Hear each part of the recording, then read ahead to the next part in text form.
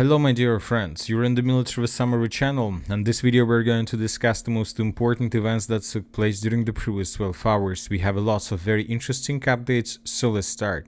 And first we're going to talk about the Sumy direction, where the Russians continue their offensive operation with the purpose to force the Ukrainians to fall back from the territory of the Russian Federation.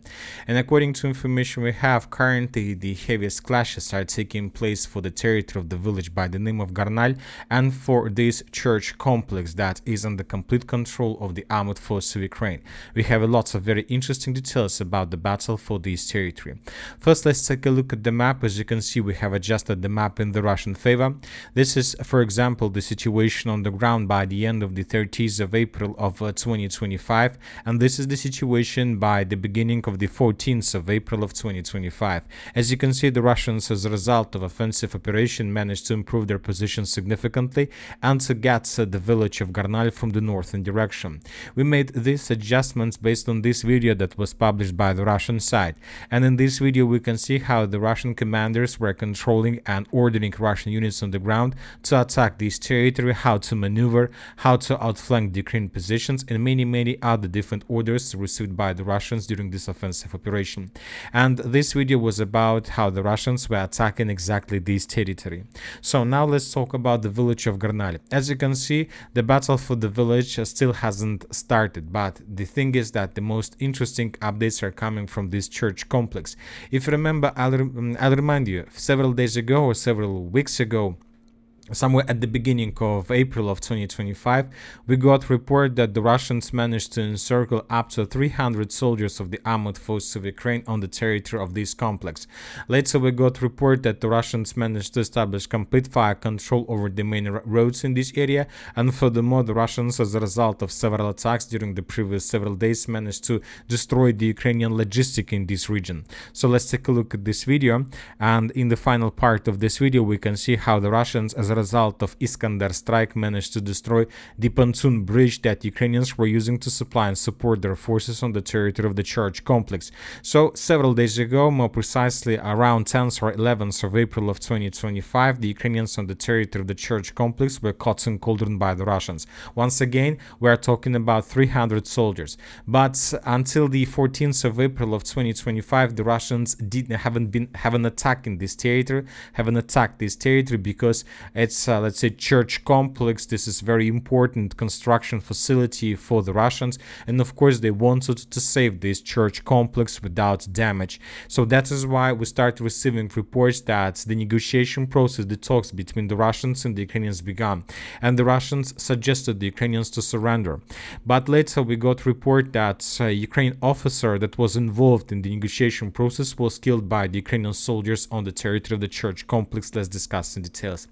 In early April, we reported that the Ukrainian armed forces occupied the St. Nicholas Bilgorodski monastery, turning into a combat position. There are several units of the Ukrainian armed forces on the territory of the monastery complex, formed from the former prisoners of 129th Separate Brigade, paratroopers of the 80th and 95th Brigades, as well as special forces. In early April, one of the officers of the 80th Separate Airborne Brigade of the Ukrainian Armed Forces contacted Russian servicemen, after which negotiations began on the voluntary surrender of all occupiers located on the territory of the monastery. So this article once again was provided by the Russian sources, so this is the reason why they're using these words. Most of the let's say northern sincere believers, Orthodox people who did everything in their power to avoid bloodshed in the holy place. However, a few days ago we learned that an officer of Ukrainian armed forces who was negotiating with the Russian side was brutally murdered on the territory of the monastery complex, along with the Ukrainian paratroopers. Several of his comrades who supported the only correct decision were also injured. So after that, the Russians began assault operation of the complex when they realized that there are no chances for peaceful settlement of the situation in the complex. And for example, in this video we start receiving first updates and first episodes how the Russians were bombing and attacking the positions of the armed forces of Ukraine on the territory of this church complex. Most likely the Russians are planning to intensify their attacks, and most likely during the next several days the complex would be taken by the Russians completely. But most likely this church complex also would be reduced to ruins, because once again on the territory of these facilities there are around 300 of Ukrainian soldiers who are ready to fight probably to the last Ukrainian. Now let's move further and let's discuss the situation in the Kupiansk direction, where the Russians continue their offensive operation as well. According to information we have, during the previous 24 hours, the Russians managed to improve their positions in the vicinity of the settlement by the name of Stepova Novoselka. Based on the video that was published by the Russian side, we have adjusted the map. In this video we can see how the Russians were attacking the positions of the armored forces of Ukraine on the territory of this stronghold. As a result of clashes, the Russians established complete control over this, let's say, stronghold that located along these tree lines. So based on this video we have adjusted the map. A bit further in the southern direction, the Russians during the previous several days carried out another massive offensive operation with the purpose to break through the Ukrainian defense belt between the settlements of Boguslavka, Lazova, Borisovka, Andreevka and Novoplatonovka. This video was published by the 77th Brigade of the Armored Forces of Ukraine, and in this video we can see Russian huge convoy that was trying to attack the Ukrainian positions. There were several tanks and several infantry fighting vehicles, but the Ukrainians managed to discover the movements of the Russians and they began bombing and attacking them. As I understand, and according to these geolocations, most likely the Russian offensive operation was repelled and stopped somewhere in these fields. So as you can see, the Russians haven't managed to reach even the line of combat contact. As for the southern flank of the same direction, we see that the Russians continue their offensive operation, and today, this morning, we got reports that the Russians managed to break through the Ukrainian defense belt in the vicinity of the settlements by the name of Novoredkadub, and as a result of offensive, the Russian armored forces were entered the village by the name of Novomikhailivka. So as you can see, the Russians currently are trying to outflank the Ukrainian positions in this triangle, and currently the clashes are taking place for this settlement. If Ukrainians lose control over this settlement, this is going to be already the end of the Ukrainian, of this let's say, complex network of the fortifications. So these are the last strongholds in this area. As soon as the Russians establish control over every single stronghold in this direction, we can say that Ukrainian defense collapsed automatically. Now let's move further. In the southern direction, the Russians continue offensive operation in the direction of the village by the name of Tarskoye.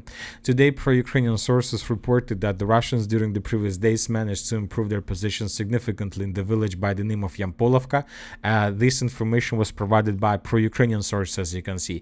But as you can see, according to different pro-Russian resources, the armored forces of the Russian Federation have already entered the village of Tarskoye, and that there are very heavy clashes already on the territory of the central part of the settlement. But the thing is that today pro-Russian sources published this video, and in this video we can see how the Russians were after withdrawing the Ukrainian tank that was trying to evacuate infantry fighting vehicle that Ukrainians abandoned as a result of clashes in this direction. So based on this video we have adjusted the map in Ukrainian favor, because we believe that reports that were provided by the Russians about control of the central part were just speculation and wishful thinking. As for now, the Ukrainians still control the central part of the settlement, and as for now they are not planning to fall back. Now let's move further and let's discuss the situation in the Kliban-Bytska direction, or the southern Kostiantynivka direction. The Russians continue their offensive operation. As for the Russian breakthrough in the vicinity of Nilipovka, we still haven't received anything that can give us additional updates about the situation on the ground. So as for now, we're going to keep the map as is. Most likely there are still very heavy clashes, but for now we don't have anything that can confirm either the progress or advance of the armored forces of the Russian Federation or the armored force of Ukraine. At the same time, the Russians continue their offensive operation in the fields, through the fields between the settlement of Druzhba along 0519 road in the direction of the settlement by the name of Delievka. Today the Russian sources published another video, and in this video we can see how the Russians were attacking the Ukrainian positions with the use of 3 total tanks, 3 total vehicles. The first one was tank with clearing equipment, and there were 2 infantry fighting vehicles behind him with troops on board. As you can see, the Russians were attacking the Ukrainian positions. The Ukrainians were trying to stop the Russians with the use of FPV drones and artillery. As you can see, there are lots of episodes, and some of them were geolocated. For example, one of the episodes was geolocated located exactly in this point, and based on this video we came to conclusion that the Russians, as a result of offensive operation, managed to establish complete control over these three lines. So we see the Russians are moving slowly, step by step, but they're moving. For example, this is how the map was changing for the previous several days. So this is, for example, the situation by the end of the 10th of April, and this is approximately the period of time when the Russians began their offensive operation in this direction, with the use of the significant number of vehicles and tanks. This is the situation by the end of the 11th of April, the Russians improved their positions. This is the situation by the end of the 12th of April of 2025, the Russians managed to get as close as possible to these three lines, and by the morning of the 14th of April we came to conclusion that the Russians captured this territory completely. Now let's move further and let's talk about the southern direction, southern Kliban-Bytska direction. Here we see additional icons on the ground. Let's take a look at how the map was changing. For example, this is the situation by the end of the 11th of April. Let's go even further. So this is the situation by the end of the 8th of April of 2025, and this is approximately the date when the Russians began their major offensive operation with the purpose to cut this pocket, to cut this salient. So by the end of the 9th of April of 2025, the Russians, as a result of offensive operation, entered the company stronghold to the southwest of the village by the name of Kalynove. The Russians continue offensive. By the end of the 10th of April, the Russians managed to take under control several strongholds and trenches of the armored forces of Ukraine in the vicinity of the village by the name of Alexandropol. By the end of the 11th of April, the Russians improved their position significantly in the village of Kalynove itself, and we start receiving first reports that the Russians established control around 50% of the settlement. By the end of the 12th of April, the sources reported that the Russians managed to secure the village of Kalynove completely, and we got the first video with the Russian flag, with the Russian soldier who raised the Russian flag on the territory of the settlement itself. Furthermore, the Russians managed to maintain their positions between the village of Panteleimoniivka, Alexandropol and Keramik, so by taking under control additional fields. And by the end of the 30th of April, we start changing map. The village of Kalynove was colored completely. We geolocated the video with the Russian flag, and the most important, the Russians managed to break through the Ukrainian defense belt between the village of Valentinovka and Kalynove itself by taking under control these injections of three lines. Furthermore, by the beginning of the 14th of April, according to this is very important, to pro-Ukrainian sources, the Russians managed to improve their positions even further in the northern direction and to cut physically the road between Sukhaya Balka, Valentinovka and Stara Nikolaevka. So basically, by the beginning of the 14th of April of 2025, the armored forces of Ukraine that are currently located on the territory of the village of Sukhaya Balka and Valentinovka were caught in pincers or were caught in operational encirclement. Now the Ukrainians have just one way for evacuation. They can do this just through the fields in the northwestern direction.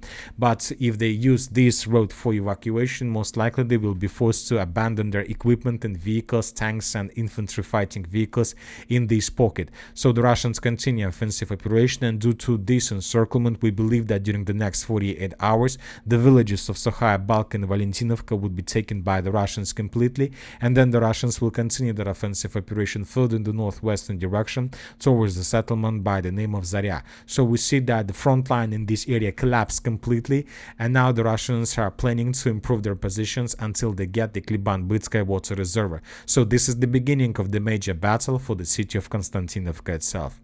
A bit further in the western direction, we can see Russians intensify their offensive operation between the settlements of Vozdvizhenka, Yelizavetovka and Malinovka. I'll remind you that yesterday the Minister of Defense of the Russian Federation reported that as a result of clashes, the Russians managed to establish complete control over the settlement by the name of Yelizavetovka. Based on the report of the Minister of Defense of the Russian Federation, we have adjusted the map, and we can see a very big dynamic in this area. For example, this is the situation by the end of the 11th of April of 2025. By the end of the 12th of April, the Russians managed to secure secure positions in the fields to the north of the settlement by the name of Novotorets.